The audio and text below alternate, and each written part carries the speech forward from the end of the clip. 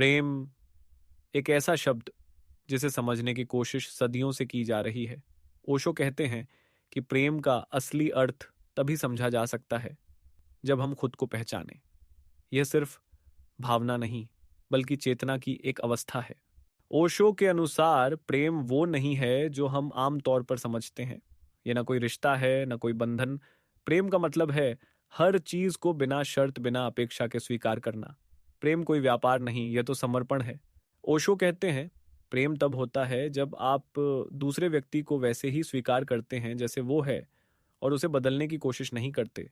लेकिन हम क्या करते हैं?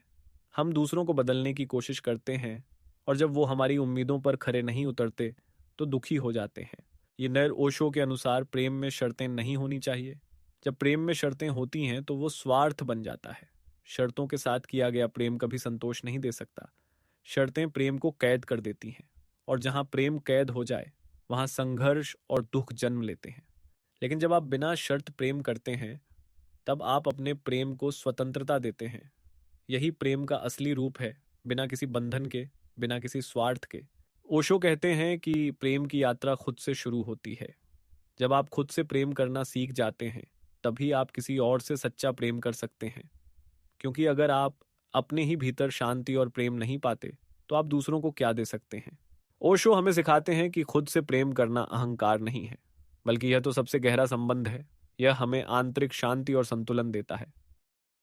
ओशो का मानना है कि प्रेम और स्वतंत्रता एक दूसरे से जुड़े हुए हैं।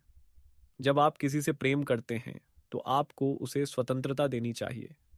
यदि आप उसे नियंत्रित करने की कोशिश करते हैं, तो प्रेम धीरे धीरे मरने लगता है। प्रेम तब खिलता है जब उसमें स्वतंत्रता हो। जब आप प्रेम में किसी को स्वतंत्र छोड़ते हैं, तो वो प्रेम और गहरा होता जाता है। यह प्रेम की सबसे सुंदर अवस्था होती है, जहां आप सिर्फ देना जानते हैं, मांगना नहीं। ओशो हमें सिखाते हैं कि प्रेम कोई संघर्ष नहीं है।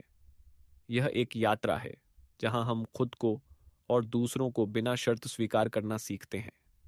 जब आप प्रेम को स्वार्थ से मुक्त कर देते हैं, तब आप उसकी गहराई को समझ सकते हैं। प्रेम में बंधन नहीं, स्वतंत्रता है। ओशो। लाइक और सब्सक्राइब करें अगर आपको ओशो के विचार पसंद आए।